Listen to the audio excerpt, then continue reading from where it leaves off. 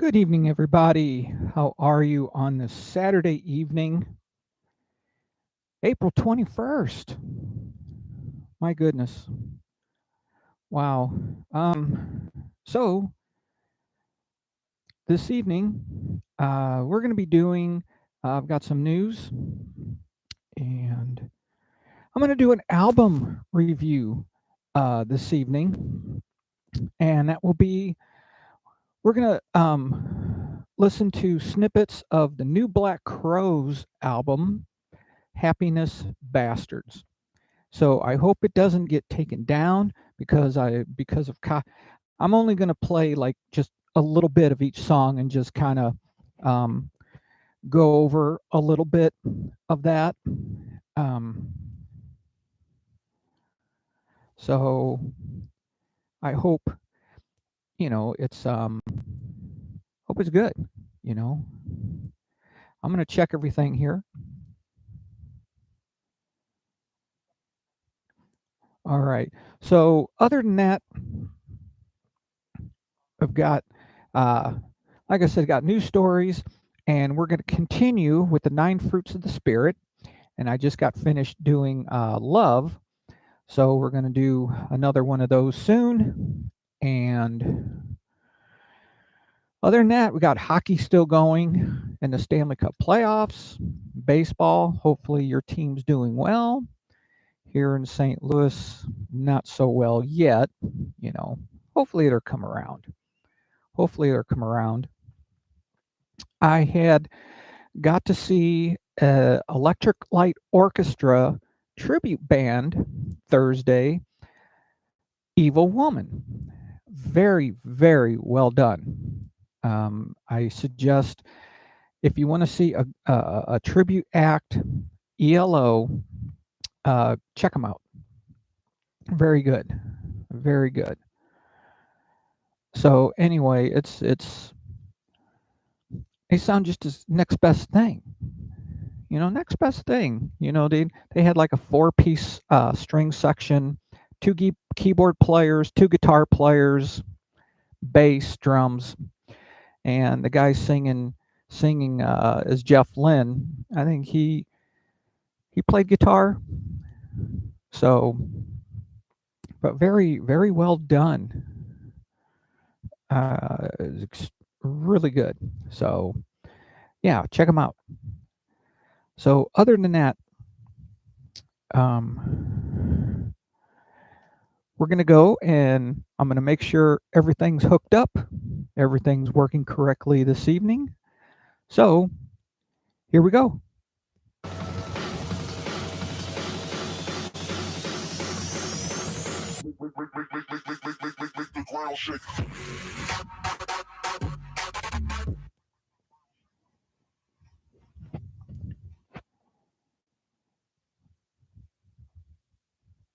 You're jamming with the hottest disc jockey.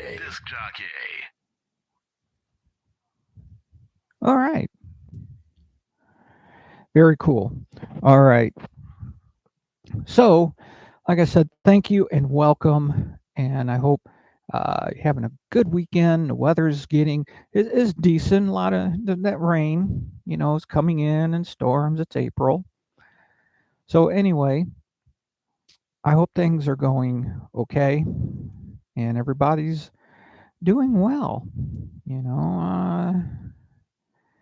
There's stuff I could talk about, but I don't want to talk about it. So I've got quite a few news stories, some good ones, interesting ones, and then we'll do the album review. So we're not going to waste any time. So here's some news that you will not get on your local social media news.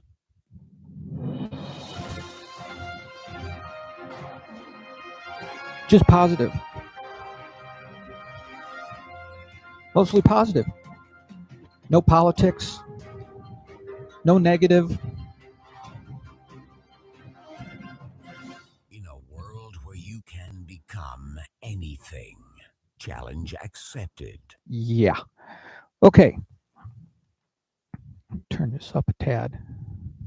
Okay, our first story in the news is a guardian angel came down and blessed me. Police surprises man with new scooter after it was stolen.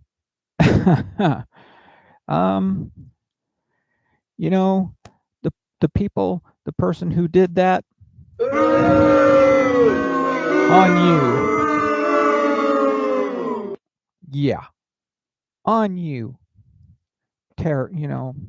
Seriously. In a heartwarming display of compassion and generosity, the Roseville Police Department in Michigan went above and beyond to bring joy to a local man named Michael after his prized possession was stolen. A few weeks ago, Michael, who's 32, was riding his two-wheeled scooter near the high school when he generously allowed another individual to test ride it. However, to his dismay, the person took advantage of his kindness and failed to return the scooter, leaving Michael devastated. Detective Sergeant Sadler took on the investigation and quickly discovered that Michael was a kind and genuine individual. Touched by his story, Sadler and his partner, Detective Sergeant Carasi, made the heartfelt decision to purchase Michael the next exact same scooter with their own money. When Chief Berlin caught wind of their plan, he decided that the department would step in and cover the cost of the new scooter. The Roseville Police Department had the pleasure of meeting Michael in person to deliver the surprise. Overwhelmed with emotion, Michael couldn't contain his gratitude upon hearing the news. After taking a few spins on his new scooter, Michael expressed how the unexpected gesture had turned his rough year around. You know,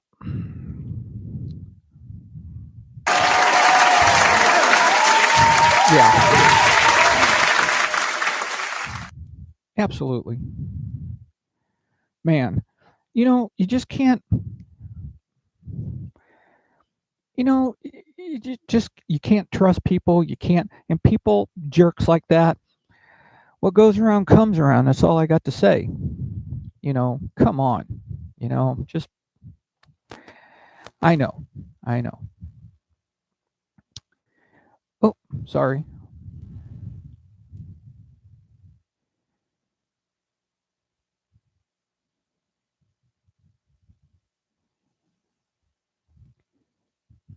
And a dog named Hero kept stuck owner warm and safe from coyotes for 2 days.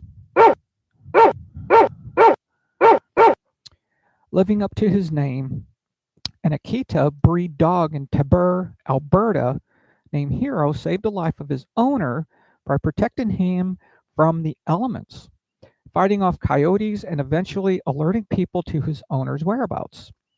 When Hero's owner found himself trapped in a muddy ditch for 2 days in temperatures as cold as -17, despite the perilous circumstances, Hero remained faithfully by his side, providing warmth and protection, even fending off coyotes that threatened their safety.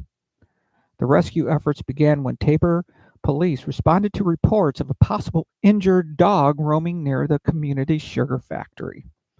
After subsequent complaints of a dog bite in the same vicinity, officers located Hero and his owner, who had been enduring the ordeal together.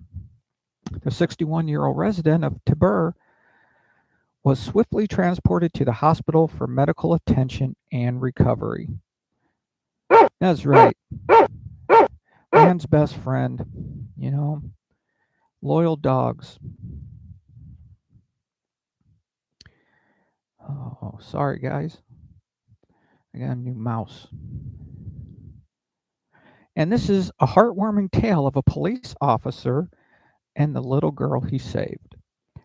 In the town of North Haven, Connecticut, Detective Michael Harton isn't just a member of the police force, he's become a warmth and kindness. He's a beacon of warmth and kindness. Harton found himself in a situation that would forever intertwine his life with that of a precious family. It was a fateful night when Harton's quick thinking and decisive action saved the life of 3-month-old Iman Tuka Roll, or Raleigh. With nerves of steel, he applied a variation of the Heimlich maneuver for infants, refusing to let despair take hold. The encounter was a roller coaster of emotions for all involved. Tuka's mother, overwhelmed with panic and fear, could only watch as Harton fought to revive her precious child.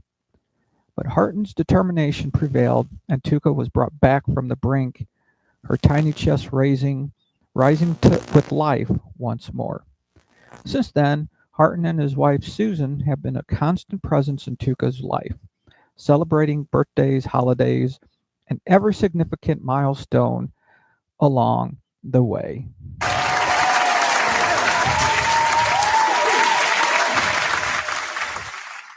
And once again, our four-legged friends, a dog-failed police academy becomes a star in Taiwan earthquake response. In the wake of Taiwan's strongest earthquake in 25 years, an 8-year-old Labrador named Roger is winning hearts across the island nation. Roger was once a drug-sniffing dog but lost his job due to being overly friendly. His love for fun, food, and people often diverted his attention and hindered his responsiveness to his handler's instructions. But his personality and intelligence made him a much better candidate to be a rescue dog. The magnitude 7.4 quake struck this past week, leaving devastation in its wake. Amidst the chaos, rescue dogs like Roger play a crucial role in locating stranded individuals, offering hope in the face of tragedy. Roger, specializing in rubble pile search and rescue, proved his worth beyond measure during the recent crisis. In a heartwarming moment captured on camera by the county fire department, Roger was seen mounting a boulder that had obstructed a hiking trail near Hualien's Taroko National Park. With his keen senses and rigorous training, Roger detected clues that led to the discovery of a victim trapped beneath the rubble. As Taiwan continues to recover from the aftermath of the earthquake, Roger serves as a shining example of resilience and unwavering dedication. His journey from a retired drug sniffing dog to a life-saving hero inspired hope and reminds us that every dog truly does have his day. Yeah, man. Yeah. Nice. And 3 men trapped on deserted island get rescued after spelling help with palms. A rescue operation led by the U.S. Coast Guard forces Micronesia Sector Guam and the U.S. Navy successfully saved 3 mariners who had been stranded for over a week on the isolated Picolat Atoll in Yap State, Federated States of Micronesia. The ordeal began when 3 men in their 40s set sail from Palawat Atoll in a 20-foot skiff, equipped with an outboard motor and navigational experience. Their journey took an unexpected turn, leaving them stranded on the remote Picolat Atoll, 100 nautical miles northeast of their starting point. The alarm was raised when a distressed relative contacted the Joint Rescue Subcenter Guam to report that her 3 uncles had not returned as expected.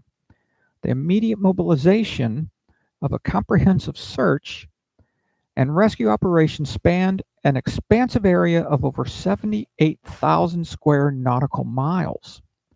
Despite challenges posed by limited air assets, operational commitments, and adverse weather conditions, a breakthrough came when a U.S. Navy P-8 Poseidon aircraft from Kadena Air Force Base in Japan spotted the mariners on Picolat Atoll. In a display of remarkable resourcefulness, the stranded men had spelled out help on the beach using palm leaves, a crucial factor that guided rescue efforts directly to their location. when the U.S. Coast Guard HC-13O-J Hercules aircraft from Air Station Barbers Point in Hawaii established communication with the mariners, dropping a radio to confirm their well-being. Despite the damage sustained by their skiff and outboard engine, the mariners were in good health and expressed a strong desire for assistance. The USCGC rendezvoused with the mariners on Picolot Atoll and successfully rescued them along with their equipment, returning them safely to Palawat Atoll. Very cool. Yeah. Oh, sorry, I keep this thing. I'm not getting used to this mouse. All right. A 6-year-old hero saves entire family from devastating house fire. In a remarkable act of bravery and quick thinking, 6-year-old Olivia Patterson saved her entire family from a devastating house fire in Recall, North Yorkshire. Olivia was playing outside at a neighbor's house with a friend when she noticed a fire coming from her house. Realizing the danger her family was in, she bravely ran into the burning house and found her mother, Laura, 29, and her young siblings. Joel, James, 1, and Tiffany, 2, asleep on the sofa. Olivia quickly woke them up and everyone escaped the fire unharmed. According to Laura, the fire started in the next door neighbor's house and rapidly spread to the roof of their 3-bedroom home. Sadly, the structural damage to Laura's house is irreparable.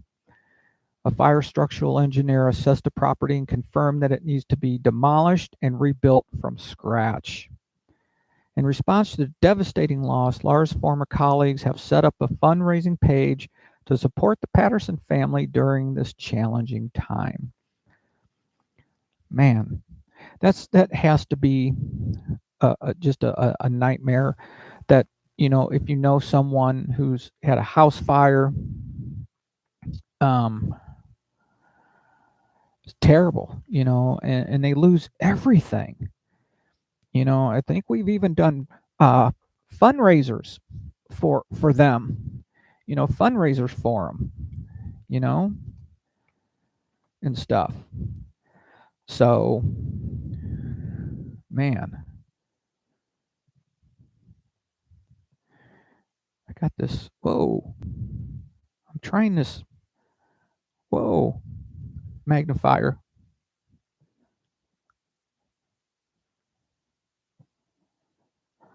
It really doesn't make that much of a difference. Okay, anyway, that's got to be a really bad. It's got to be horrible. I mean, just think you lose everything, and I know it's just stuff, but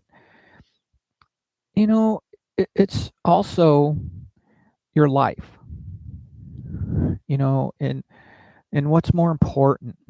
It's just material things, and I know if it's never happened to you, it's probably hard to understand, but that was everything, heirlooms from pictures to your personal things that mean something, but it's your life is more precious. That's what God intended.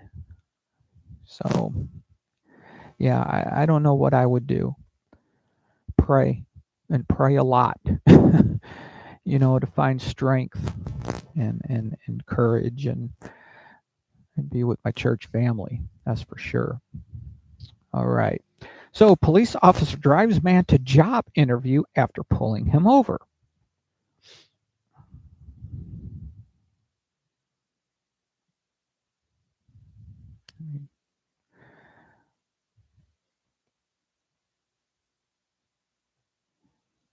Okay. In a turn of events, a young man from Cahokia, Illinois, has landed a job opportunity thanks to the compassion and understanding of local police officer Roger Gamols. Officer Gamols pulled over a vehicle with expired plates. Upon approaching the car, he found 22-year-old Kashawn Baldwin behind the wheel without a valid driver's license. However, instead of reacting with a ticket, Gamols took a moment to listen to Baldwin's situation. Imagine that, listening to somebody. Wow. Baldwin explained to the officer that he was on his way to a job interview and did not have any other means of transportation. That's legit. Come on. Check their story.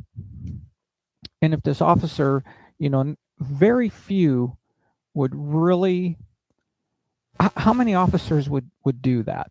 There's good and bad, I know. But if you just take a minute and just listen to one another for a change, for once, and things can get done without any harm, anyone hurt, anything, you know. So realizing the importance of the moment and the potential impact a ticket could have on Baldwin's life, well, financially, Gamols decided to drive Baldwin to his job interview himself. Baldwin not only made it to the interview on time, but also impressed his potential employers enough to secure the job.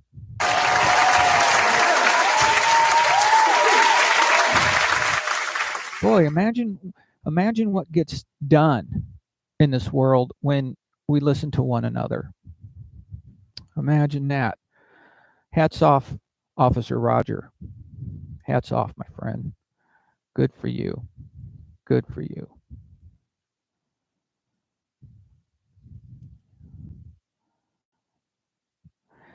And I know I usually stay away from politics, right? I'm not political. I am spiritually motivated by God and my Lord and Savior, Jesus Christ. But there is a war waged in this country on Christianity. So we need to be aware also of what Satan is doing in this country. And this is just maybe the beginning or the start. I don't know. But we need to keep up and we need to watch what's going on also. So, the administration's education secretary vows to shut down the largest Christian university in the U.S. After Department of Education Secretary Miguel Cardona vowed to shut down Grand Canyon University, the largest Christian university in the U.S., GCU officials are pushing back, telling Fox News Digital the crackdown stems from deeply held bias. Cardona made comments during a House Appropriations Committee hearing about cracking down on GCU and other universities like it on April 10th. Representative Rosa Del Lauro asked Cardona how the administration is working to shut down GCU, while she called a predatory for-profit school. Cardona openly embraced their enforcement methods, declaring, "We are cracking down not only to shut them down, but to send a message to not prey on students."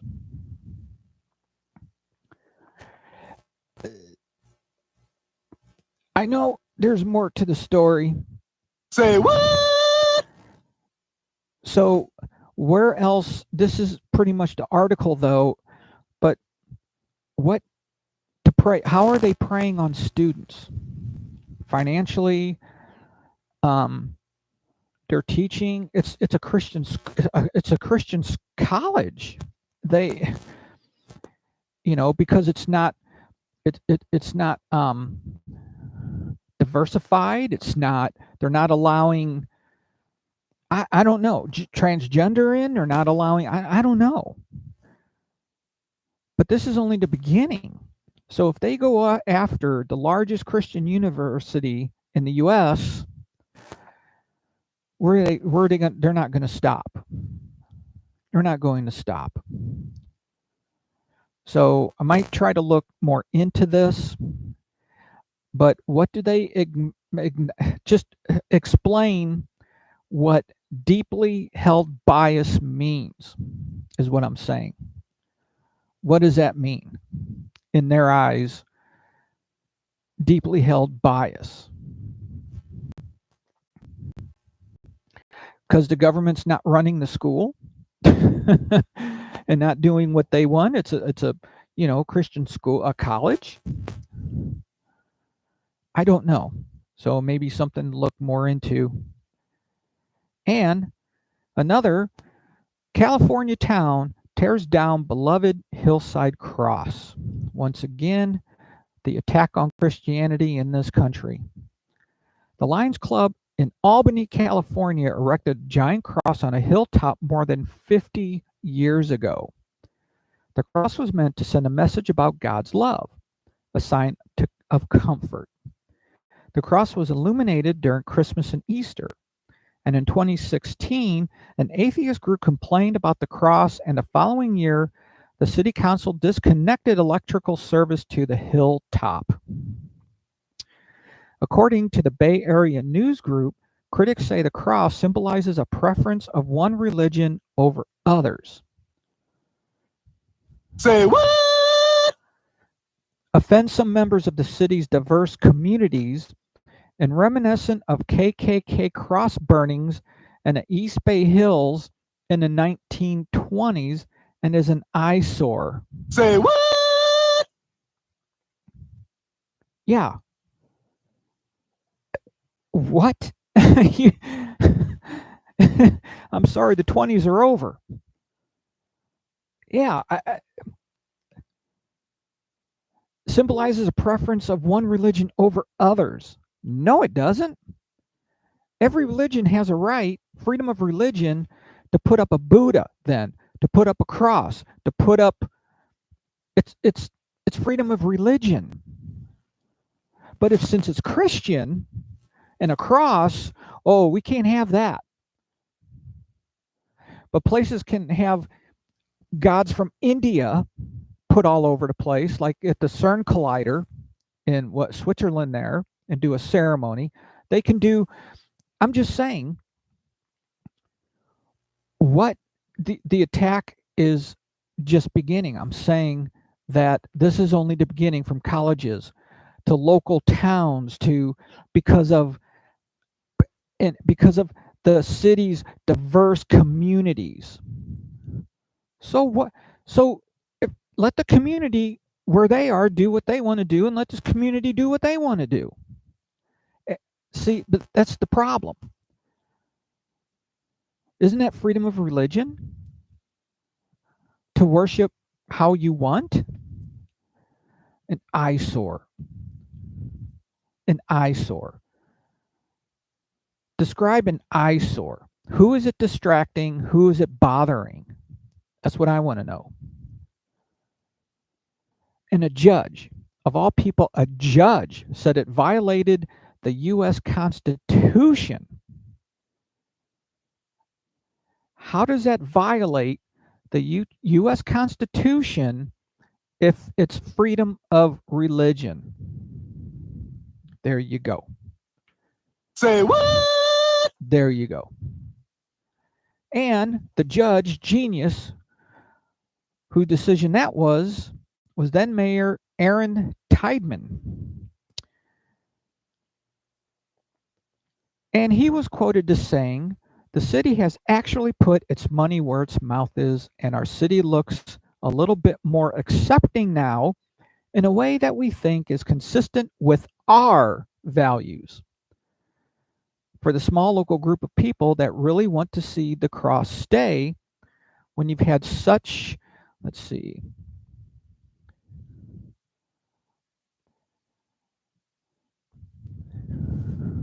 when you have such privilege for so long,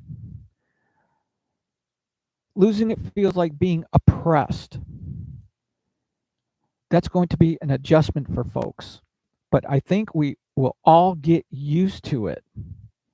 And I think it's a real benefit to who? Who's it benefiting? Who's being oppressed? What's our values? What's our values?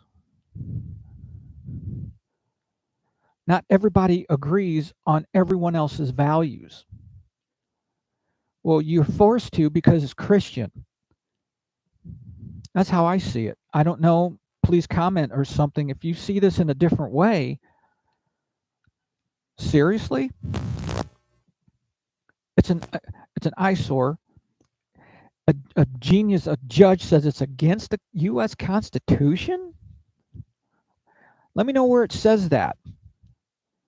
What amendment and what constitutional law states that a cross is an eyesore and it's against other cultures and other people who believe in different other things, and don't look at it, don't drive by it, don't it's pretty simple.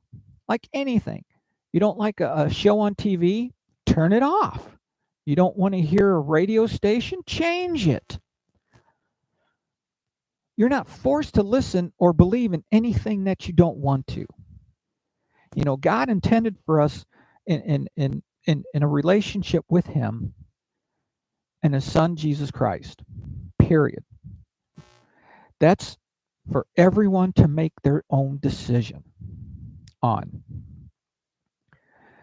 But now, hearing these things, it makes you wonder where our society is really heading. Comment, like, dislike, opinion, whatever. We each have, we're each entire, we each are allowed, right? Right? My gosh. All right. Louisiana House passes bill that requires all schools receiving state funds to display 10 commandments inside the classrooms.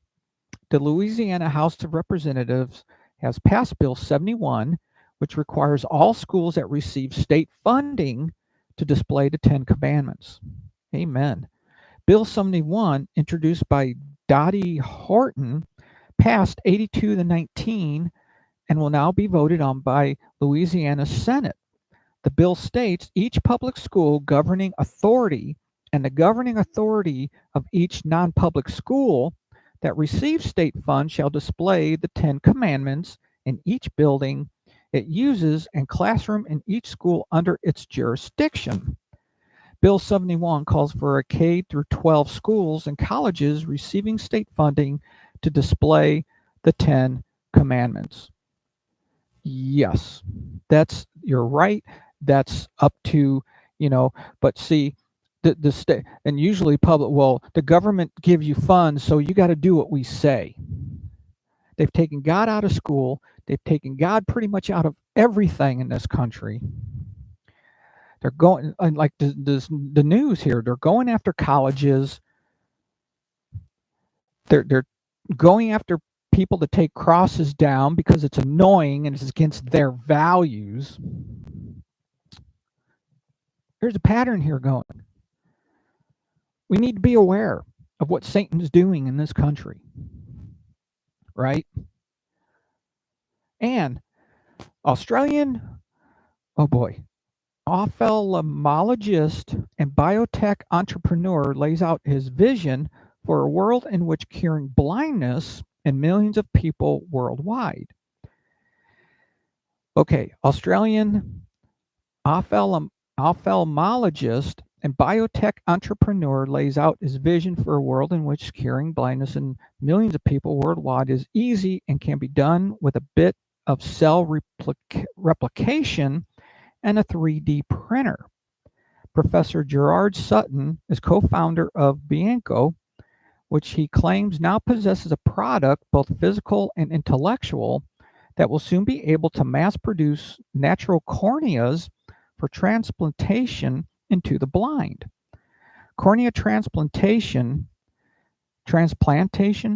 is the most common way of restoring lost sight, but it's a very technical procedure that relies on donors. The thin see-through windscreen of the eyeball, damage or disease to the cornea is a major cause of non-hereditary blindness worldwide. In the interview, Sutton recalls a trip he took to Myanmar in 2004 when he was hoping to help the situation of blindness from the previous Civil War by training surgeons to perform cornea transplants. On ice, he said he had brought along 4 donated corneas from the NSW Eye Bank. On his arrival at the clinic set to host him, 1,000 people were waiting, thanks to a small article in a local paper. Out of 1,000 blind men and women, he had to select 4 who would be the most suitable for transplant. Oh my. He picked young people. This was a transformation experience, and when paired with a follow up trip to Cambodia, where a similar situation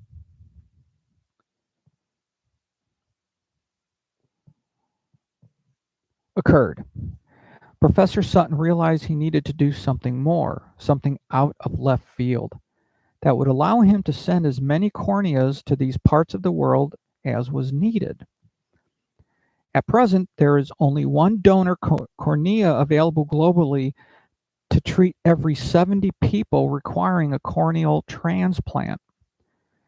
Through laboratory cultivation, they estimate that a single donor cornea could provide treatment for 30 people. Interesting, you know. Cornea transplants. Interesting. And like, how would these people, and 1,000 people show up and you can only pick 4? Oh man. I Yeah, that's got to be hard too for the doctors. You know, here you have 1,000 people with blindness, and you're trying to restore sight, vision, and you can only pick 4. Man. This is marine biologists were able to have a discourse with a humpback whale.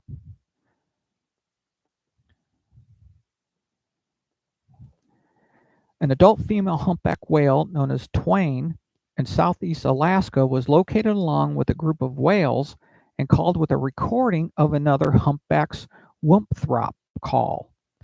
The recording was made by whales of the same group the day before, but the team didn't know if the calls recorded were made by the same whale or were part of an exchange between 2 or more whales. To find out, the researchers conducted the trial on 2 days, with the first to find out if the whoop calls they had recorded would be socially acceptable. It turned out that whatever the whales had been saying the day before was appropriate as far as Twain was concerned, and after the team broadcast the playback, she drifted away from her group and participated both physically and acoustically in 3 phases of interaction with the crew and their boat, including periods of engagement, agitation, and disengagement. So first, she called back. Then she circled the boat 3 times, surfaced, and dived again. After this interaction, she gradually left and swam away. Twain's whoop calls on day 2 and the whoop calls recorded on day 1 were acoustically analyzed for both spectral and temporal features. Specifically, the intercall interval, or latency between calls as measured by the time difference between the preceding call's offset and the subsequent call's onset.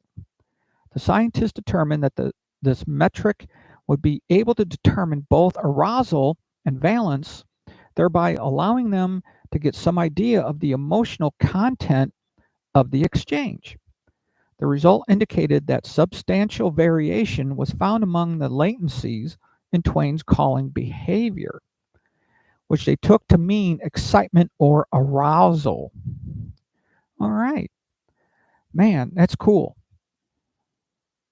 To understand the animal kingdom and even the ocean and like whales and dolphin and the calls and they communicate.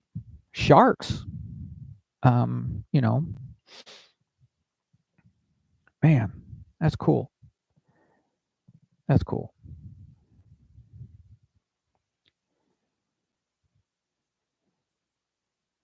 And a teen with Down syndrome did not have a date to a prom, so her friends made sure it was unforgettable. Annie Schlarman, a junior at Monticello High School, had been eagerly anticipating her first prom. Like many of her peers, she had dreams of what the evening might hold. However, her prom night turned out to be even more special than she could ever have imagined. When Annie's friends learned that she didn't have a date for the prom, they decided to take matters into their own hands to ensure her night would be memorable. And her friends were quoted as saying, "We heard that Annie didn't have anyone to go with for the prom, and we thought it would be so fun to make her night special. So we all got together and we got to do so much fun stuff. Like we went out to eat, went axe throwing, and got ice cream. As a mother of a child with Down syndrome, this was everything I could hope for." And that was the mother, the friends, and the mother expressed her feelings and said, "When you have a child with a disability, you're always hoping they're going to get the same opportunity as the other children. To have Annie's friends show such genuine kindness and invite her to prom is truly something special." So true.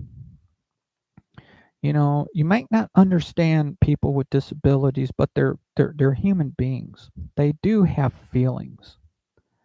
You know, um, so friends like that are priceless. Friends like that. Yeah. And that girl will never forget that night ever. She'll never forget it. Never. And recently I did see this clip, and I hope everyone did too, because it was pretty cool what these folks did. 7 people rescue man trapped in burning car on the interstate. A heart-stopping rescue unfolded on Interstate 94 when 7 quick-thinking Good Samaritans rushed to save a man trapped inside a burning vehicle. And if the clip was right, it was on the other side of the guardrail on the highway. And the dramatic rescue was captured on video by a bystander's dash cam, showcasing the heroic efforts of everyday heroes in the face of danger. Kader Tola, who was driving on I-94 to St. Paul to visit some clients, came across the harrowing scene. A Honda had veered off the road, collided with a light pole, and then burst into flames.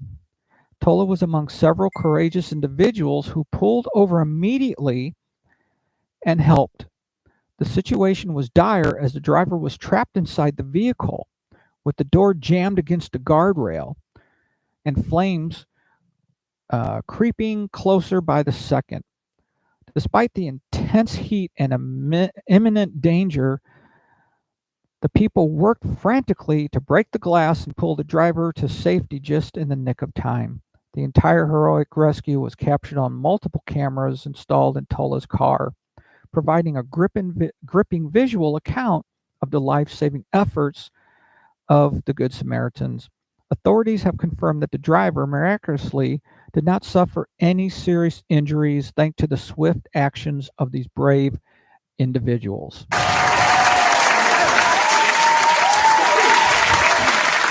Man, so we don't know if he maybe had a seizure, passed out, but hit a pole. The car was on fire. And so people ran up and tried to force the door open, even though it was against a guardrail. They tried to bend, that the guardrail would bend because they were just trying to force the door open. And finally, I don't know, someone came up with a hammer or something and broke the front glass driver's side window, and they were able to pull the man out. And then no sooner than they got the man out, the car like exploded, kind of. And tell me there aren't guardian angels. All right, tell me there aren't guardian angels. Man, wow. You know, it's amazing that um, people do, and how much you hear this, and you don't, and it's sad, and it's sad that boy, if someone would have died, oh yeah, that would have been all over the news, right? That would have been all over the news if there was death and destruction, and if something bad would have happened, well, that'd be all over the news. Well, there you go.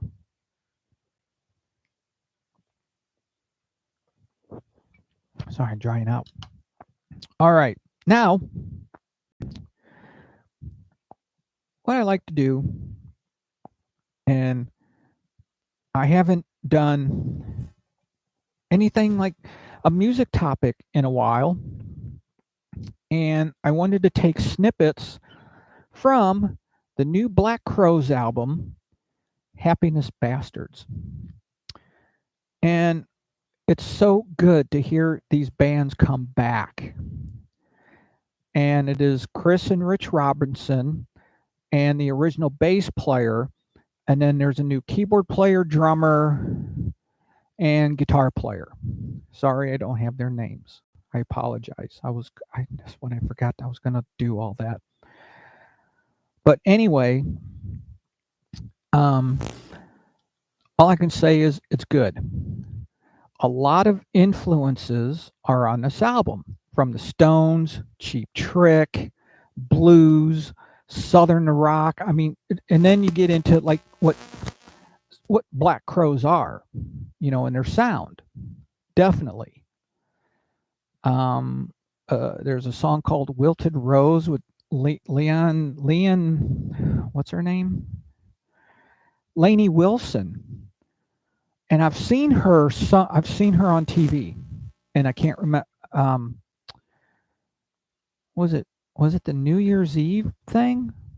One of the concerts that they had for New Year's or something. Was she part of Lainey Wilson? The name's familiar. Sorry, I'm not in the country as much as that. But so apparently this Lainey Wilson sang. So let's play a little bit of each track. Hopefully it won't be taken down. I'm going to have to pause it. We'll talk about it, go on to the next one, and hopefully it'll be cool and it won't be blocked or anything. So, because I know I can't play songs in their entirety and things like that, because, one got blocked from Prince's crew, whatever, because I was doing movie soundtracks and playing songs off of movie soundtracks, and it got blocked. But oh well, okay, I get it. So hopefully this won't happen and we'll get through it okay. So the first track on the album is Bedside Manners.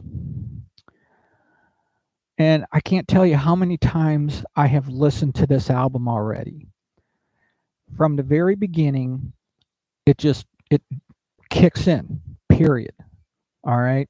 So let's listen to it a little bit. The first track on the new Black Crowes album, Happiness Bastard. This is Bedside Manners.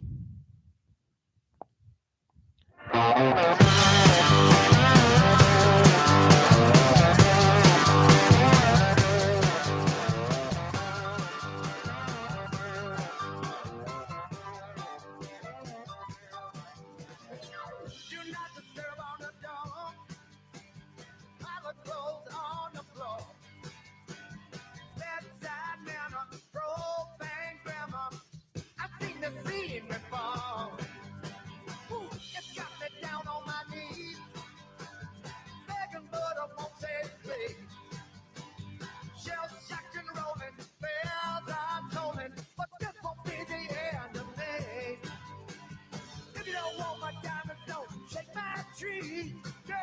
think you know what's good for me.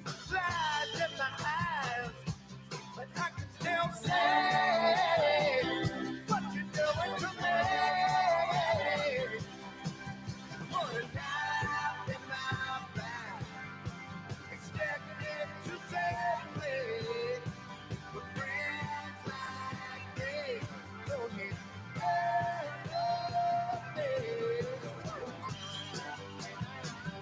Okay, track one, bedside manners, right out of the gate, double time on drums, the dee nee on the guitar lick. You got some organ going, switches to piano, and you know, and of course you got just wonderful background vocals by two gals, I believe, when I was watching the videos. And Rich Robertson's voice is, like some singers, their voice, they're not the same. You get older and your voice isn't quite. I don't think he's lost it that much at all from just listening to this. They are older. Yeah. I mean, they came out in the early 90s or something like that, if I remember right. Shake Your Money Maker was early 90s when that came out. And I was fortunate enough to see them live, I think, a couple times. And they are really good live. Good band. Really good live. So you got some really neat guitar riffs, a good melody, and it's double time. And you got those changes in there. Um, so it just, the flow is really good. And then it goes back to the original melody with the guitar riff and always the driving drums in double time. Like I said, great vocals, and that kind of, to me, off this first track, definitely I think is kind of, it's Black Crowes on this one. Even going back to some of their older albums, from Amorica all the way back to Shake Your Moneymaker. I know they had a turbulent ride there for a while during By Your Side and Three Snakes and One Charm or something like that, and they didn't, and then they came out with Lions, which is, I think, a really good album. But it just seemed like it was kind of going downhill for them. But boy, what a comeback! Absolutely. And there's no studio tricks in here, so to speak. There's no vocalizers. There's no special sound effects really going on. It's like plug things in, set it up, mic everything, get a mix, and go. Pretty straightforward, good rock and roll, good rhythm, good bluesy rock feel on that one. Absolutely. All right. So the next track is called Cross Your Fingers. So let's give a little listen to that and see where we go with that one. When you buy music gear from Sweetwater, you Except get more for than just what's in the except for box. A whole lot more. commercials. Every Okay.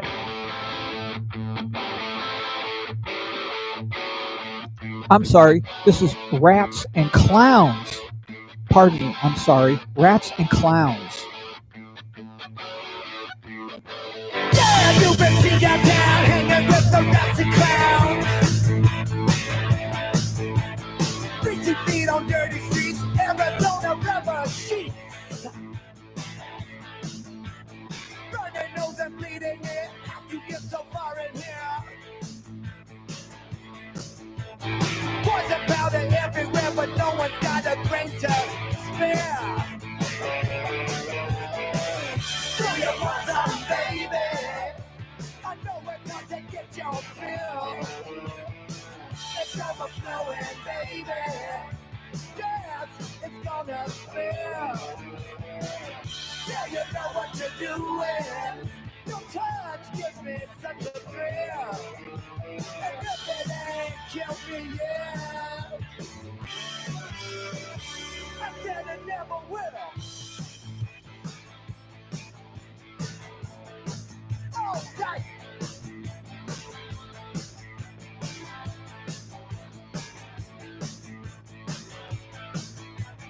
Put your needle so it's All right.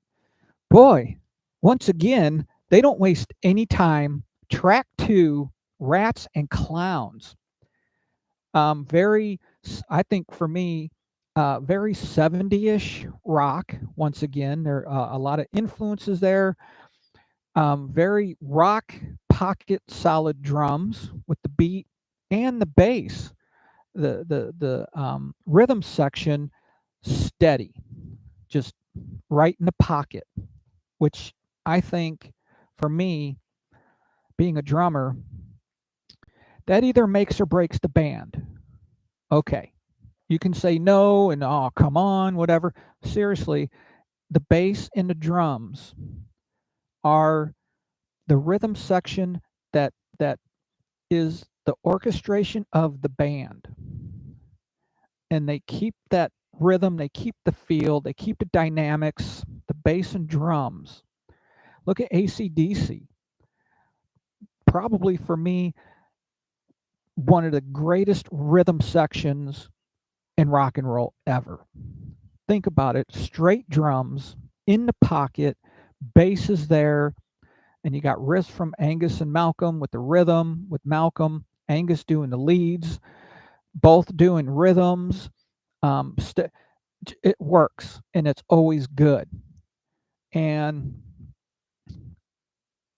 I have not seen a bad band with a good rhythm section. And this is one of them. So this to me is almost kind of, I wouldn't say like Rolling Stones, kind of. I definitely think this is definitely kind of Black Crowes.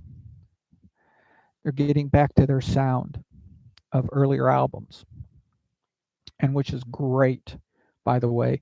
And I know they're coming here in St. Louis in August, so I want to see how much tickets are.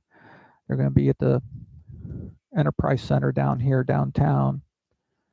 So anyway, um, Chris Robinson vocals are sounding really good.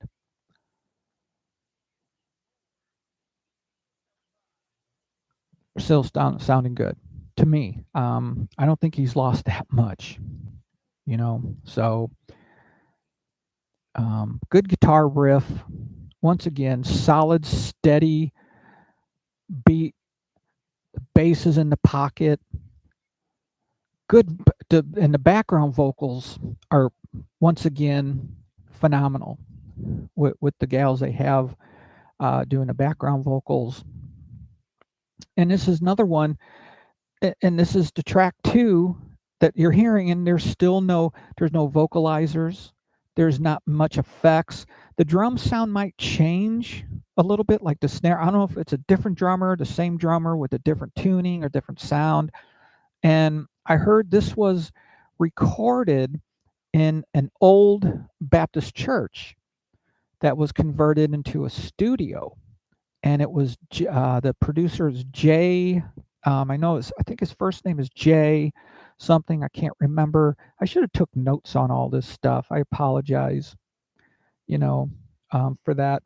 But it was an old Baptist church, and he converted it into a studio. And they just went in and just plugged in, got the mix, and push record, and they went. Is what it sounds like. There's just straight on good raw, just bluesy southern rock type sound that they really stayed true to. Absolutely, man. So far, this is just the first two tracks, very up tempo, groovy, for me. So let's go to track 3, and this is called Cross Your Fingers. All right, Cross Your Fingers, track number 3.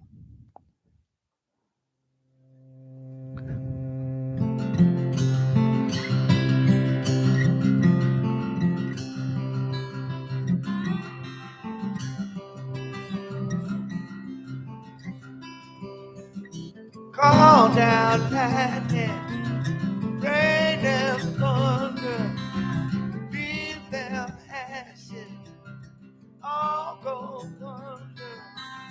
Cross your fingers, so bad. Cross your fingers, so bad. Cross your fingers, so bad. Cross your fingers.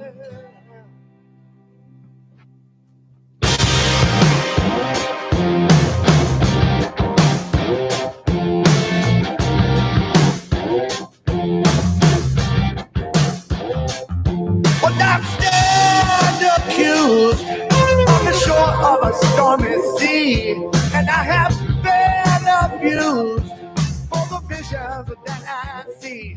And I survived the bullet you shot right through my heart. And in this crime I have surely taken part.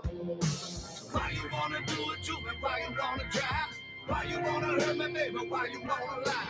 Why you always smiling, baby? Why I always cry? Why you wanna cross your fingers? Why you hope I die? Okay. What also I think makes a great rock band is being able to have different sounds and be different. This song, Cross Your Fingers, this kind of sounds like it could be kind of on maybe Southern Harmony album, their second album, or maybe even I wouldn't say maybe Amorica. Um, anyway, um, slows it down, kind of more of a blues feel to me.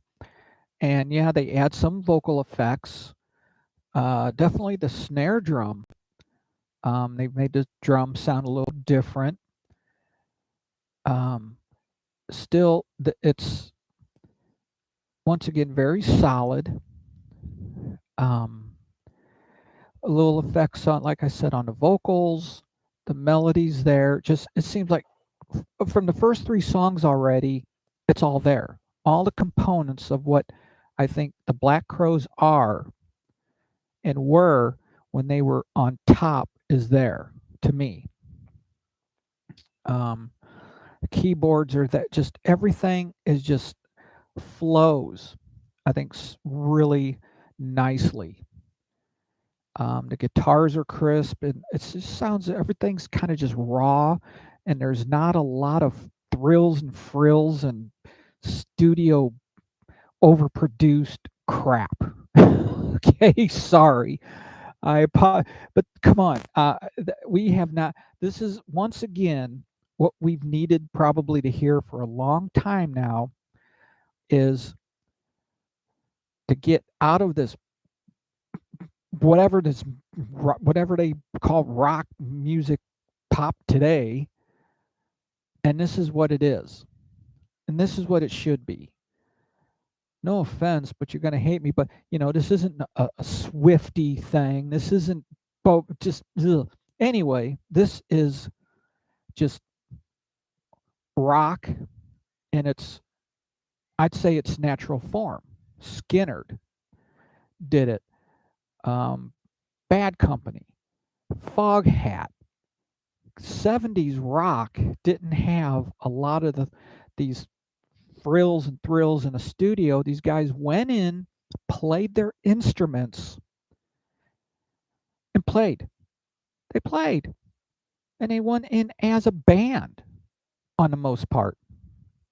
Now You can go you can have a studio in your house through social media, send your ideas and recordings to each other and record the parts in your home. You don't even have to get together anymore. I don't, you know, it's a lost art. It's a lost form that, we really in music, especially rock music, these young kids hopefully listen to this and it sparks something in them like, okay, this is the way it's supposed to be done. And this is the way it's been done from the beginning, from Elvis to Little Richard, Jerry Lee, all the way back then. They went into the studio and played and recorded the vocals and they played. This is what the beauty of this is, and it's gotten back to that. It's nice to hear.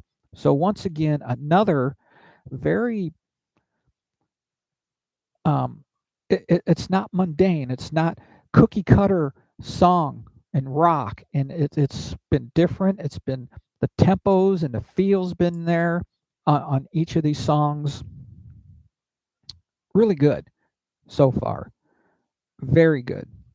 I think excellent. So the next song is, hopefully they played it on the radio now.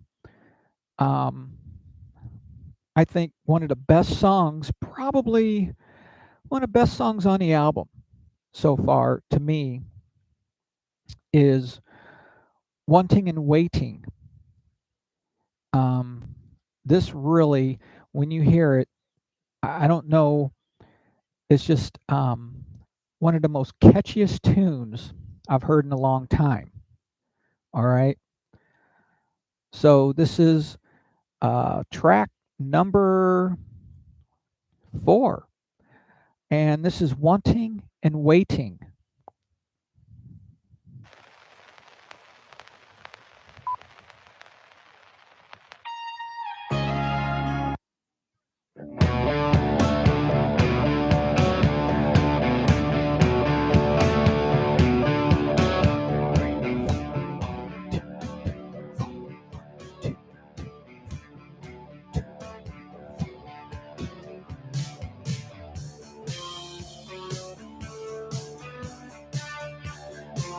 How fun. How fun is this? Oh, there it is. Organ.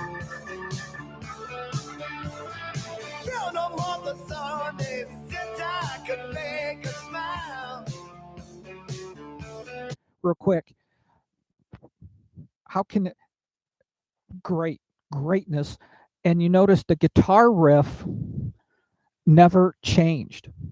Really, I don't think. Ding, ding, ding, ding, ding, ding, ding. That never changes. Just a 4/4 one on the bass drum. And man, that's what I mean by the rhythm section. They are locked in. Great riff, good vocals again. You got that organ in the back. Yeah, this is man, what a treat. What a treat. 2 thumbs up so far. I don't know about you guys. 5 stars on this one. This is probably the best album I've heard in a long time. Okay? So, let's keep going. It's great. Trying to lose my lonely and self-imposed exile. Trying to stay friendly, but feeling so hostile. It's like I'm cold to the touch, not your weary style. If I could have no more kiss. Double time. Claps.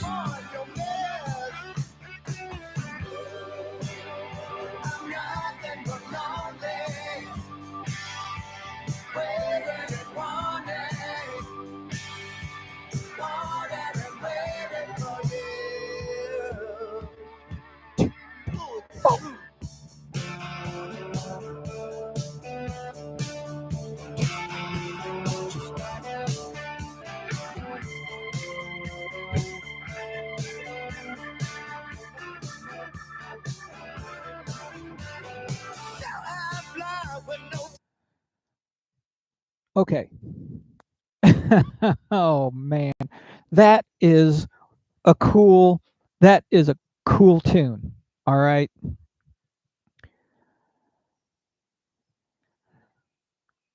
I don't know where to begin with this one. That's why I think this is probably one of the best tracks on the album. Once again, the guitar riff is there. The rhythm is just pocket drumming, straight groove pocket drumming. I guess that's what 442. And you got some nice keyboard fills, that organ. Once again, just these girls they got are wonderful. Um, Not that the other girls they had were really good too. Don't get me wrong. These gals are good too. Definitely. Great background vocals. Um, so steady. And what a fun groove, funky, rocking to me. And it almost sounds kind of like Jealous Again kind of vibe, maybe, or kind of to me, in a very hook rock. I don't know if that's a thing, but hook. There's that guitar hook, that riff that's repeating the whole time, and it's just it's just a toe tapper to me. Just like I said, the rhythm section, pocket. The rhythm, Chris Robinson's vocals are just coming out. Rich Robinson's just it's there, wow. And once again, that is definitely kind of a mix, I think, um, of influences too. Um, Definitely a southern or kind of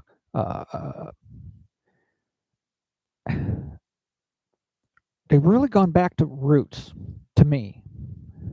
I even like 70s, but they've kind of found its own identity. Very, very cool tune. Oh man, very nice. Man, I don't know how else to explain it, but everything's there.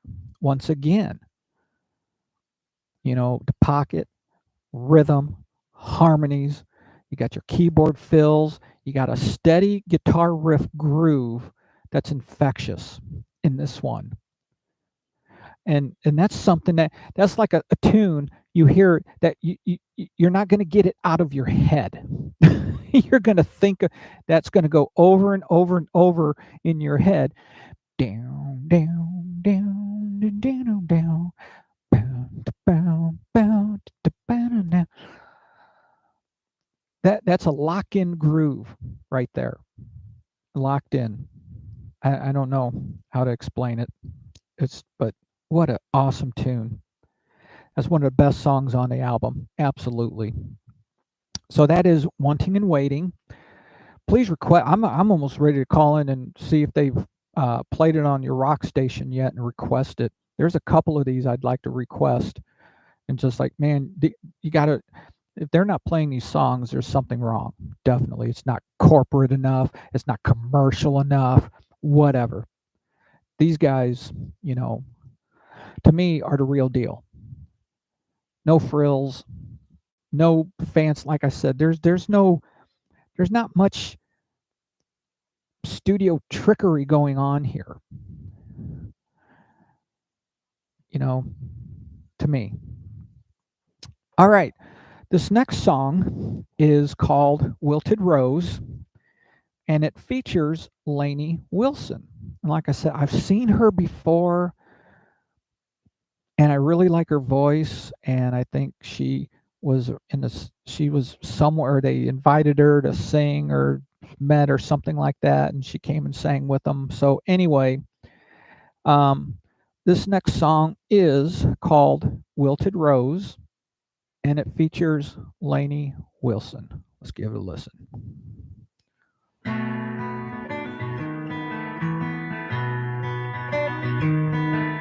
kind of slow things down, go into like a little bluesy feel, acoustic.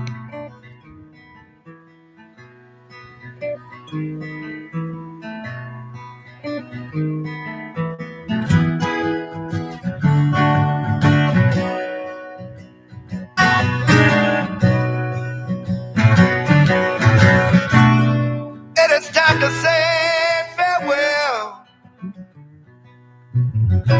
Now the black horse has come. And it's time to lay your guns down. Raise your hands to the sun. Bass and acoustic. With all your arrows broken. Your There's the fate tempo sealed on the ride with a for kiss. the cymbal. They've gathered all the suspects, but there's one that they've missed. She is the wealth in the road, under and darkening sky. She is the wealth in the road, crying when I look behind.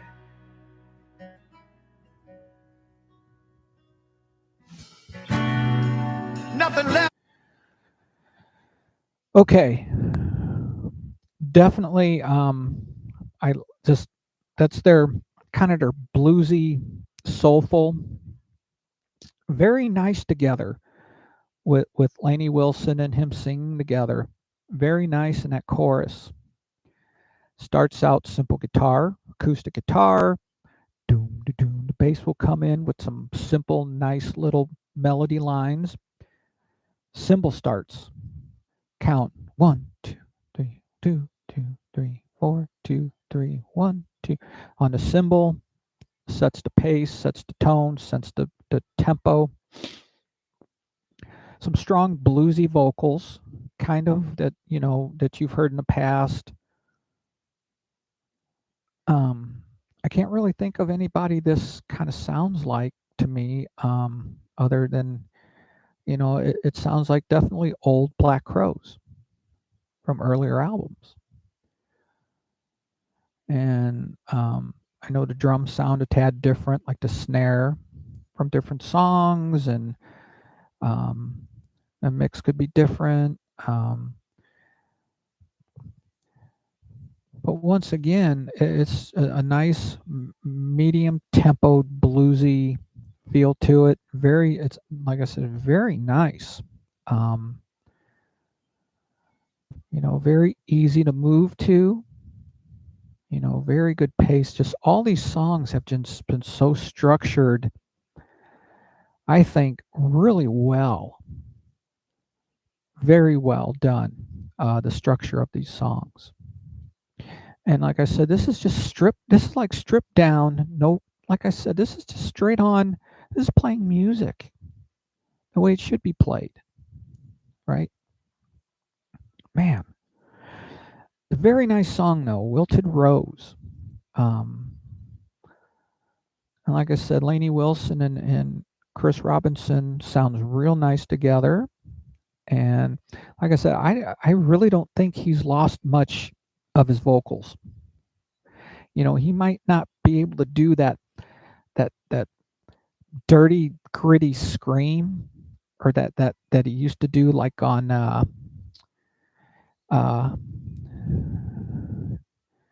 Sometimes Salvation. If you listen to that track, his vocals are very, gritty and got dirty. And like I said, that comes with age. Maybe you got to know your limits too as you age, and your voice changes even when you do get older. Look at Robin Zander from Cheap Trick. He sounds, I think, just as good as he did back in the 70s when they came out. And you can tell, though, you do lose, I think, a little bit of that power. You lose a little bit of the dynamics. You lose a little bit of the range you used to have. But that's like I said, that's with like anything with age. It's normal. But this has been for me. Each track has just been very, very solid. The influence of this blues and rock and southern and um, that gospel organ that it's just really well placed, well done. All right. I don't know. This song, next song, is called Dirty Cold Sun, is the next track. Well,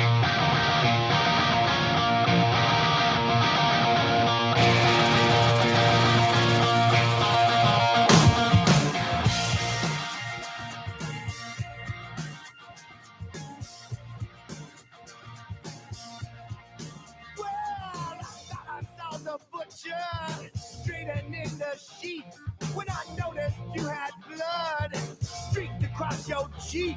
You thought you heard me crying, but it ain't what it seems.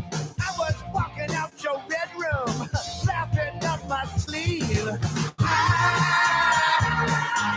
I've been waiting so long.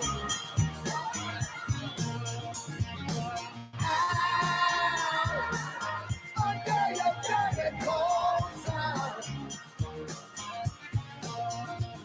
Your fist was filled with fire. Your mouth is still black smoke. I would have called it magic, but it was just a hoax. I was taken from the pages of your burning midnight book.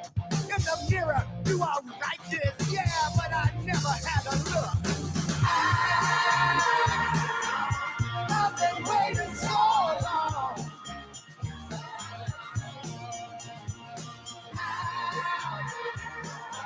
Under your dirty cold sun. Never got the name. Remember the one. Oh, it went on so. All right. Not bad again. This kind of my first impression of this song, I think, is kind of more of a Rolling Stones feel to it. I could be wrong, but what you hear from it. But I'm kind of hearing a little Stones, like Tumbling Man, especially with the vocals, um, the phrasing. Um, yeah, a little different, and this song kind of takes a different turn, and then but once again, it's a very, you know, this is a very rhythm structured band. The bass and drums are just pocket on every one of these songs. They're not overplaying. They're not, you know, runs everywhere, and it's just wow, very good. Um, this I kind of had mixed on this as far as like a good one of their stronger songs. To me, it's you can't always write hit after hit after hit on an album. I understand, but some songs you're gonna get and some songs you don't. For this one, it's good. Don't get me bad, but it hasn't like affected me like the other ones has so far. It's kind of taken a little bit different turn for me. Um, anyway, that was Dirty Cold Sun. The next song on the album is called Bleed It Dry, is the next song track on the album, Bleed It Dry.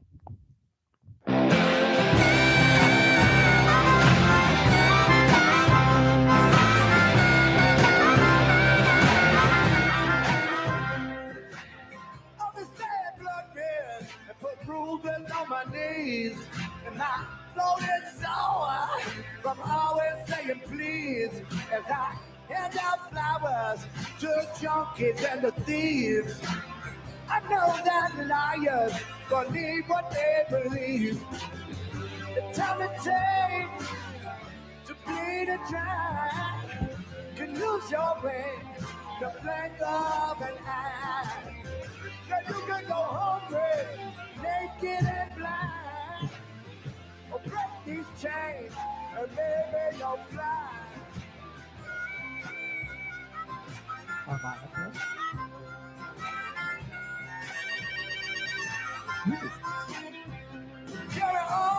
Carry on, past the point of no return. All alone, yes, your lovers you have spurned. Well, you think it's bad, but it's about to take a turn. Said you better get out because this place about to burn. The time it takes to bleed it dry, to lose your way. Okay. Bleed It Dry. This tune definitely blues to me, with the piano chords going on in there. Uh, I believe Chris is playing the harmonica. I've seen him play the harmonica live, and that's what I think definitely that harmonica sets off the feel right away, what kind of song it is and what you're listening to. Um, and different instruments, I think, tells a story when it's used. Like I think the saxophone is one of them. You can listen to rock and roll saxophone, and then you got blues saxophone, which slower, and then you got your jazz, and but given given the instrument, saxophone definitely is one of those instruments that adds to what you're listening to when you're actually visualizing the song and what they're saying. And that instrument tells a story, and I think it's the same way with the harmonica. Um, I think, like I said, I think it sets the feel of the song, the type of music. This is definitely, I think, is a bluesy, definitely blues song. Like I said, the drums don't come out as strong or anything like that on it, and the bass line sounds like a doom doom doom doom. Is that a bass run or is that a blues run on the bass players? No, but that's what it sounds to me, is definitely all bluesy, blues feel down to the bass line. Um, Drums, like I said, the drums don't sound as out front in this one. Um, like I said, it takes really the harmonica comes out front, and once again the vocals are there. So yeah, very blues. I think blues song. It's been good. I think overall it's been really good to anything, all your likes.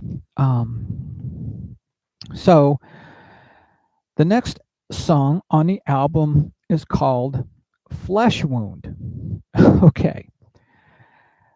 This too, I don't know why, is one of my favorite songs on this album.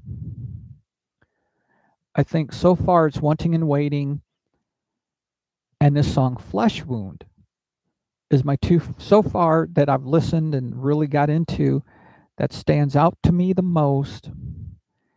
And there are I think for me listening to it, several influences, and you'll know kind of what I'm talking about when you hear it.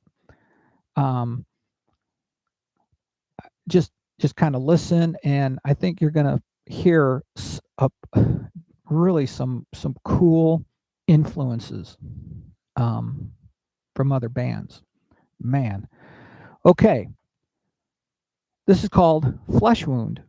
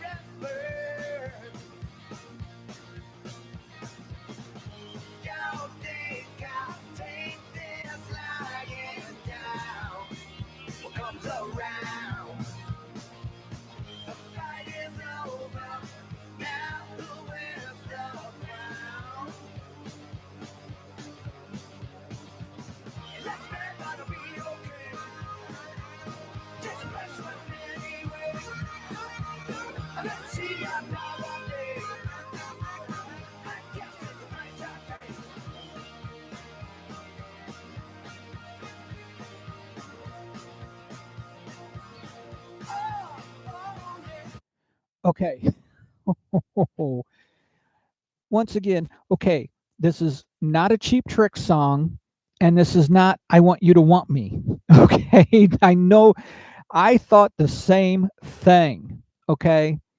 Wow. Um, and that is like the ultimate compliment, I think, when you go ride a track that I can hear Cheap Trick doing this. Absolutely. I can hear Cheap Trick doing this. Definitely. Um, it's a rocker. It's just a good, once again, it's a good rocker, I think. It's not pop bubblegum crap. It's not. It's just good, solid, straightforward rock and roll, Cheap Trick style. What a compliment, I think. I think this could also is kind of I think too a little bit of a Rolling Stones feel. I could be wrong, but comment or if you think too, I could be wrong, but between Cheap Trick and the Rolling Stones, kind of a rocker there. Um, Definitely. Um, and this I want to play further into because of the changes in it. And you're going to really, it really pretty much set what I thought, everything about it. So I'm going to go a little bit forward in this song and see if I can pick it up and just listen to the changes in it. All right.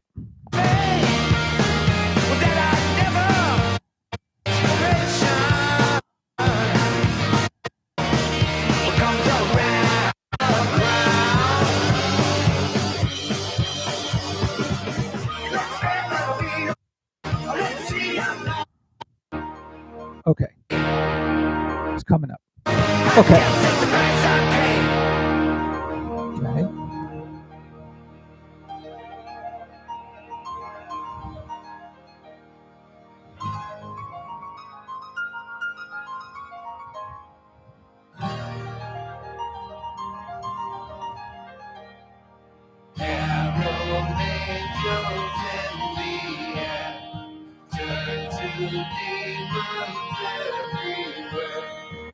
Okay. Okay. Wow. So they go from that to that breakdown with that piano. And it to me, that almost sounds like the Who right there also. To me. I comment on that. Um, but definitely I think the transition that goes into from a cheap trick type rocker to kind of that breakdown kind of maybe almost like it could sound like the Who. Um, or is it just a continuation of that cheap trick feel? I don't know, but let's listen to it a little bit again and we'll okay. Sorry. Okay.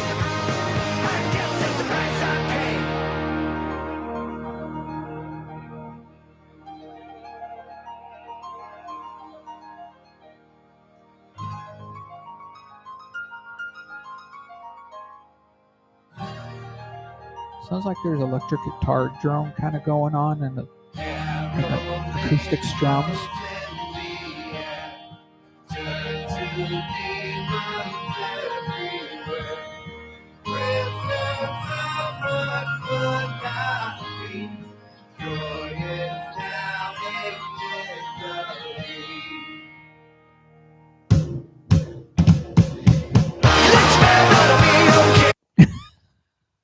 Oh, and then right back into your I want you to want me beginning. Oh man. I I I like it. I really I'm digging this album. Um wow. Very yeah, you can see from me, I'm hearing so many definitely influences there, um, and they're doing it just ju- they're doing it justice. Let's just say that. And the album before this, I didn't even know they did. It's called 1972, and they did a bunch of songs from different artists and stuff like that, and like Rod Stewart and different uh, like "You Wear It Well." I think they covered, and so this is almost like it seems like they transitioned from that to this in a way. But so far, um, with the sound of this, it's called Flesh Wound again. Very Cheap Trick, um, a little Bob Dylanish vocal line, and the Who, probably Stones, once again. So I think there's several influences on this one, definitely, but they made it their own. Definitely, they made it their own. Wow. That's another one of my favorite albums or songs on this album. And not only Cheap Trick, but that OKKKK, that also reminds me of Bad Reputation by Joan Jett. No, no, no, no, no, no, no, no, not me, me, me, me. You know, wow. To me, I mean, if you hear different things like that, I hope I'm not crazy, or I'm just hearing things that aren't there. But um, wow, I think a lot of things going on there, definitely. And like I said, that breakdown with the piano, na, na, na, na, falling. Like I said, I think that is very like a Who um feel to it, like that they did quite a bit, where they would change the dynamics and then jump in again. And I think the Who really were known for that. Um, what a fun song!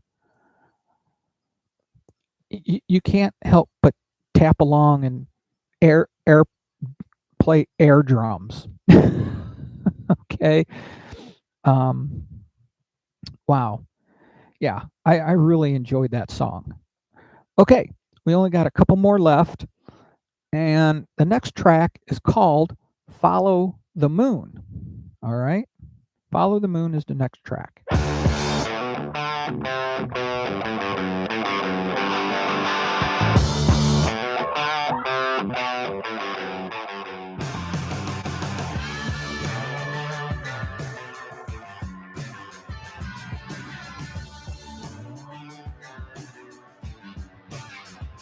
Holy rollers, yeah, black pink girls, wild-eyed servants, wide-stained pearls,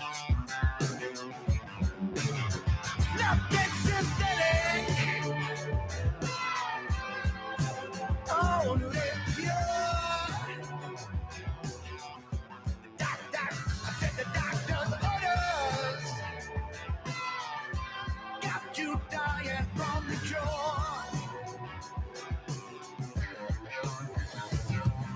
To leave the sun and follow the moon. Rock and roll has made a mess of you. They're gonna make an accusation. I said you better put your fingers soon. Yeah, but who done it? See the sinner shine, baby. Groove, groove. The drummer for me is not taking anything away from Steve Gorman. I think I got that right. Their original drummer. This guy's good too. a little different sound of his drums than Steve did, but he can, really lay in pocket grooves. This whole album, he's in the pocket, as I call it. Because see, I am not a flashy, fancy Neil Peart, John Bonham drummer. Okay, I'm just, but I like to think of myself like this as just a good, solid pocket player that does what I think the song needs as far as tempo, dynamics, fills, not overplaying, um, just very groove, solid, steady rhythm is all I can say. Another good guitar riff to me. This definitely, I think, goes back to kind of a Black Crowes type feel, definitely on this one. I think. I don't think it really. I think that's sounds like pretty much all Black Crowes sound that they've had. Very good. Like I said, once again, just very groove rock pocket rhythm section. Nice background vocals. Chris Robinson's vocals are nice. Rich Robinson's playing is still right on, solid. Like I said, they got their original bass player back, but they got a new drummer, another new guitar player, and a keyboard player. Very good, very rounded, balanced sound, I think. Once again, there's no studio tricks there. There was on the one song a little bit there. They had a little bit of the some effects on the vocals, which they have done in the past with different tracks with some a little bit of effects on the vocals here, but I know Remedy had a little chorus echo or flange and stuff like that, but this seems like it's very subtle and very well placed. Like I said, I can't tell you the guitars and keyboards, but drums, very nice groove, solid pocket on really all these songs. To me, very good rock and roll. All right, the last song on the album is Kindred Friend. All right, this is the last track on the album, and this is called Kindred Friend.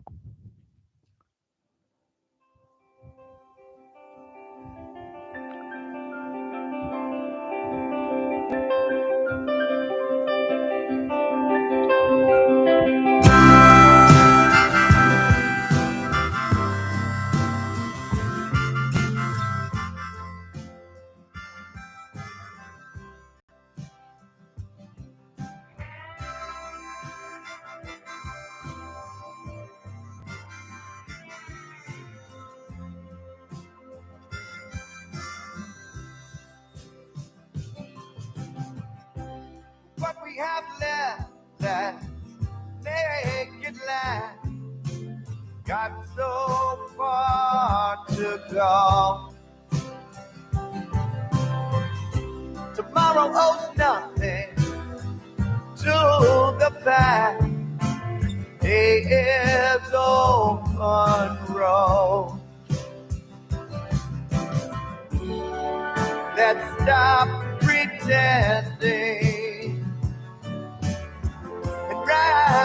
Nice piano fill. It runs on that piano. Oh, kindred friend, where have you been?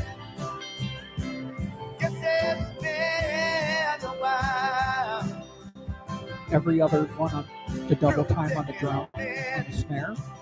Every time again. Always make me smile.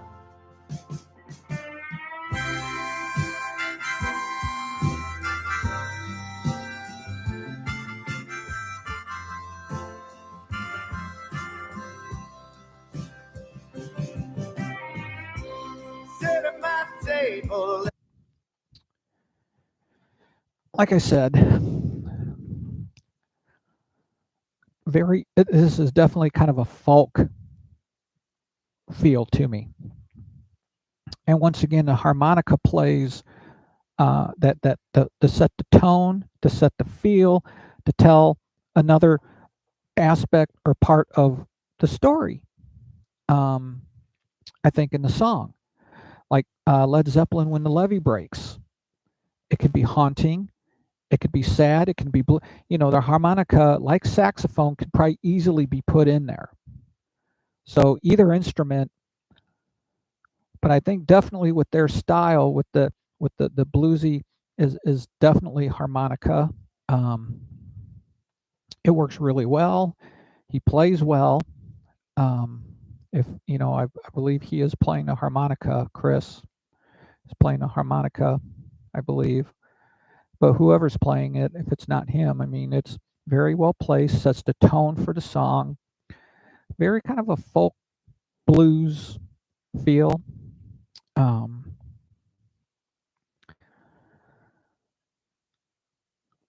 nice drum fills. Good tempo. It's not overplayed. Just nice. Ringo Starr. Okay. Talking about drummers. Now, a lot of people say Ringo Starr wasn't really a great drummer. Ringo Starr, what did make him great was what the song needed, he did. As far as fills, tempo, playing, and when fills were needed, he just had the knack and talent of just putting the right amount of what the song needed and where it needed to be. It was incredible that you can do that as a drummer. He never overplayed, okay? Always solid, Ringo Starr now, but all his fills were very flowed, was very, flowed with the feel of the music, what the song needed, what the song was, and when it needed to be there, and what exactly the fills needed to be. And Ringo Starr was just phenomenal with that. And that's what I think and a lot of drummers, um, I'd say was influenced in me too, the way I play. Um, just knowing what the song needed and where to put it and what fill needed to be there and the feel and everything. He just had that knack and that talent just of knowing, my gosh, you know, wow, very good. And this song definitely, um, I think definitely Black Crows.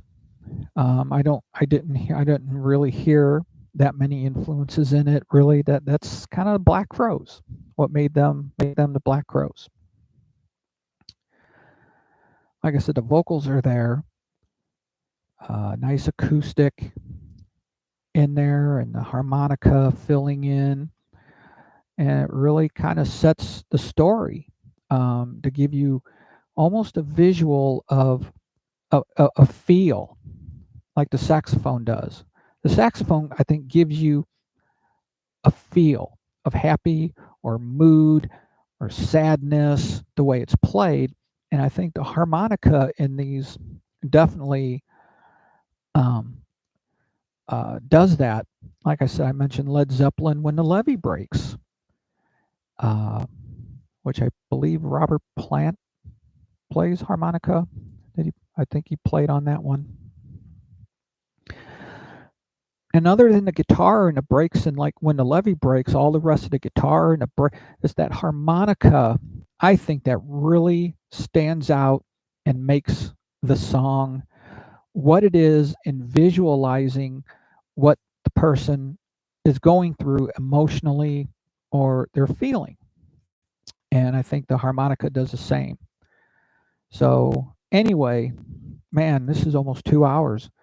I really miss doing album reviews. And like I said, I hope this doesn't get pulled down, but I thought it was, music that really, once again, especially young kids in their teens and younger, whatever, upcoming musicians wanting to get in a band again or bring music back. This is this is kind of the forefront of bringing music back, getting together as a band, plugging in, tuning up, miking everything, getting up the mix and pushing record, and then mastering it and all that afterwards. But it's the feel that you get together as a band in one room or sound rooms, whatever. Um, Put the headphones on and you play and do as many takes as it is necessary. When I went into the studio, we always did 2 to 3 um, for a song. We didn't do it one time. We usually did it twice at least. Even if it sounded fine the first time, we still did it again. You know, so that's just to cover, just to make sure. And sometimes you think, a lot of stuff could be spared a moment. And when a song's written and you're coming up with parts like drum parts, you get your basic time and tempo down, your count, your tempo, any dynamics, any breakdowns, any pauses, any breaks. Then I kind of start, for me, my method is, and then I start figuring out, okay, this is a good fit. This would be a good fill right here on this. And then I would, just work on a fill, or what cymbal I would go to the ride cymbal, or I would crash here and I would do a roll there. And so sometimes it's the process as you go when you're in the studio. So besides messing up and hitting a rim or something, or missing a cymbal, I mean, things happen, dropping a drumstick, playing the wrong chord, or having to redo a lead again, but the leads are usually done separate. Vocals are done separate. Usually, like how we did it is, we did rhythm guitar, bass, and drums at one time to get that down, especially the drums. I think once you get the drums down, it's easy. It's so much easier to to do as far as a guitar player or a bass player. So usually those are the three things that we recorded first. And then they would go back, do leads and vocals and background vocals. Claps, it's all separate. It'd be all separate on another track. You know, because most studios are 32 to 48 track mixers now, so it's like you got limitless channels and tracks you can put in. So it's layered in the studio, so you do one thing at a time. And usually I didn't even go back for it. Once I got the drums tracks laid out, I really didn't go back that much anymore. I don't know about the bass player, but like I said, once you get the drum tracks down and solid and good, I think the songs just kind of fall into place as far for me, you know. So that's how kind of we did it, and then they went back and did the rest: vocals, backing vocals, leads, any rhythm, percussion you wanted to put in it. We did. I think we did some tambourine, maracas, and stuff like that. But that was done separate, of course. We went back and recorded it on a different track, and added it in. So, anyway, that is Happiness Bastards by the Black Crows.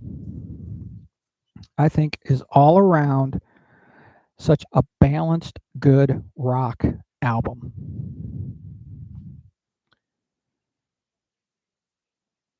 You know, and we definitely need more of these bands to come back around.